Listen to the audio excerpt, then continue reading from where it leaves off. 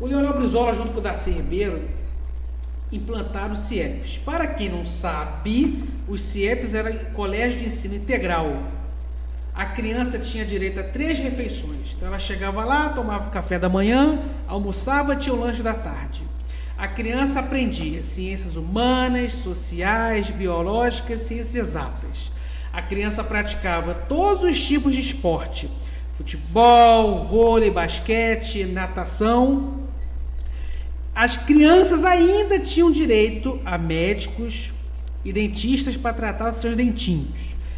E também, para quem não sabe, é sempre bom jogar isso na cara da população, Pedro.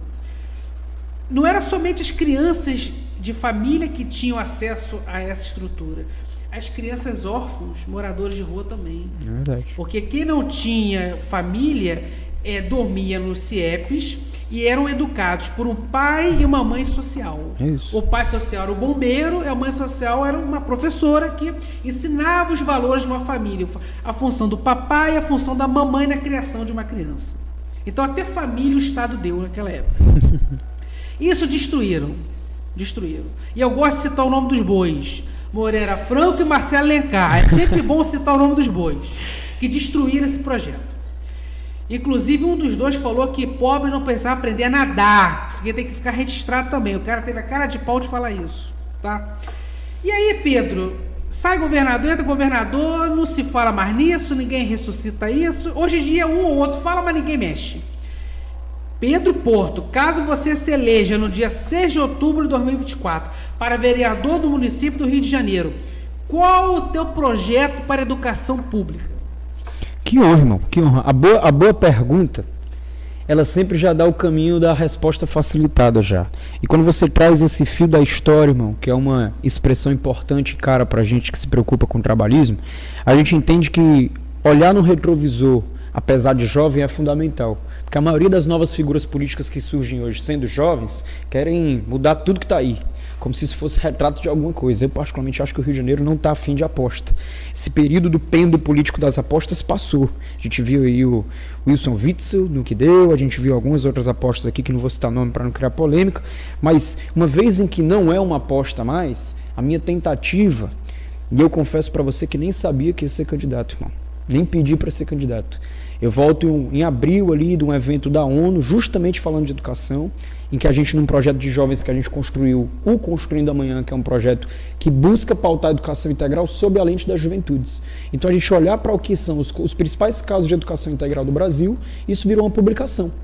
O CIEP do Amanhã, Caminhos para a Educação Integral Brasileira, a gente tenta refletir ali sobre esses principais casos, desde a educação cearense, a educação de Pernambuco, o conceito do bairro escola, a vanguarda da educação integral no Brasil, que são os brizolões, e a gente somar isso um pouquinho das sensibilidades do debate atual, da gente que está na ponta desse processo, entendendo o que, como e onde essa política pública alcança, a gente tentar intermediar junto aos tomadores de decisão algumas interferências aí. E aí, nesse processo, irmãozinho, se você me pergunta muito objetivamente qual é essa educação, eu acho que a gente tem que qualificar o debate da educação de modo geral. A redemocratização já pautou o debate educacional na cidade e no Brasil. O acesso à escola já pautou o debate educacional. O que pauta hoje o debate educacional? Na verdade, existe esse debate educacional, então a gente conseguir aproveitar o holofote de uma candidatura que foi colocada, que eu só descobri aos 49 do segundo tempo, porque abriu para o período político, gente, comparando com o futebol, não é os 45 do segundo tempo não, os 49.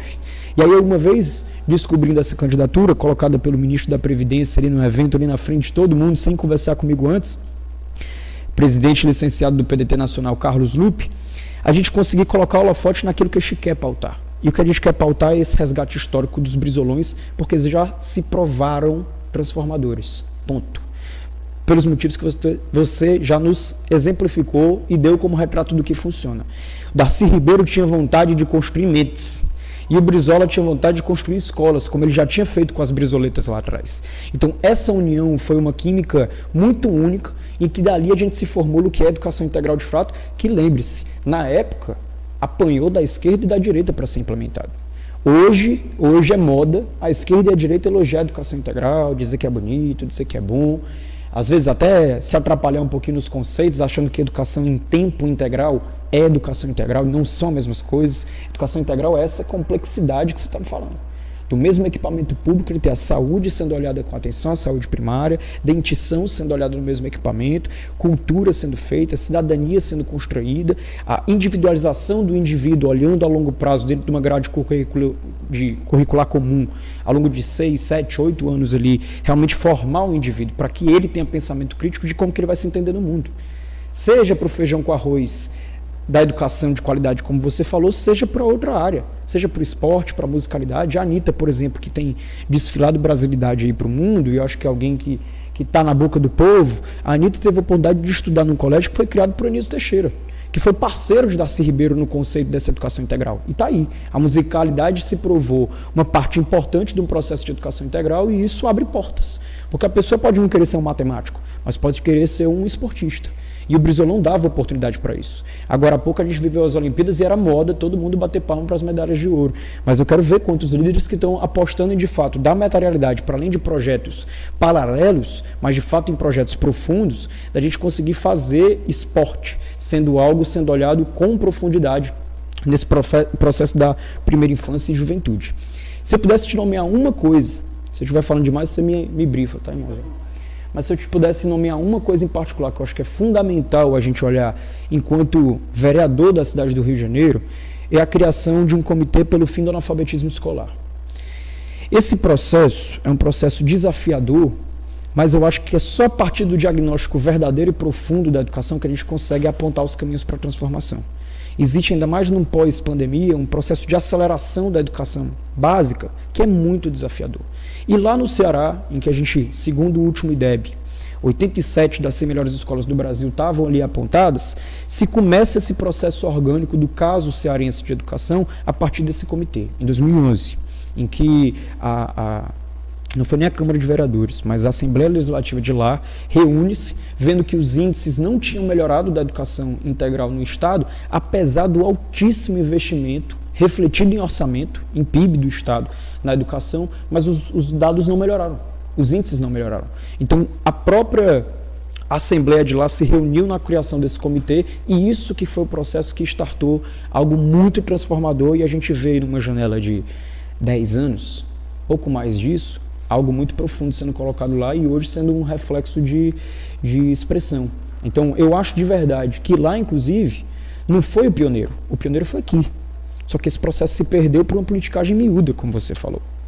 Os projetos dos Brizolões não foram destruídos porque eram ruins, foram destruídos porque algo que era CIEP, que estava dentro de um programa maior, que é o Programa Especial de Educação, criado por Brizola, começou-se a gentilmente, no imaginário popular, ser chamado de Brizolão. E aí o Moreira Franco não podia deixar um lugar chamado de Brizolão ser forte. E por politicagem destruiu isso. E aí é por isso que nossa publicação do Construindo Amanhã tenta preservar isso. Políticas que deveriam ser de Estado e não de governo. Porque é nesse processo de continuidade que a gente consegue fazer que as coisas realmente sejam transformadoras de fato. É também interessante falar que, não, além de ter esse ciúme do ex-governador Moreira Franco, o apelido carinhoso que o povão deu de Brizolões, há uma coisa mais maligna por trás. Porque se um país periférico, subdesenvolvido como o Brasil, começa a fazer o povo se tornar um povo forte por causa da instrução de qualidade, ninguém mais segura esse país. Um país que é rico em minérios, petróleo, gás, nióbio, solo fértil, tudo que você planta dá, floresta amazônica, e o povo educado, todas as empresas nacionais vão conquistar o monopólio no mercado mundial, o Brasil se torna o dono do planeta. Então tinha mais coisas malignas por trás. O que me enfurece muito é, tu vai no Japão, a elite japonesa, a burguesia japonesa quis educar o japonês pobre. A elite europeia quis educar o europeu pobre. Por quê? Porque quando você educa o povão, você tem uma mão de obra qualificada que vai ajudar a empresa do burguês a se desenvolver. Que ele vai ter uma mão de obra maravilhosa que vai trazer lucros financeiros para ele. Aqui não, as nossas oligarquias, a nossa elite quer todo mundo imbecil, alienado, E por isso que as empresas não têm competitividade com as empresas estrangeiras. As empresas nacionais não têm competitividade com as empresas estrangeiras. É um dos motivos. Mas é o seguinte, Pedro Porto, todo país desenvolvido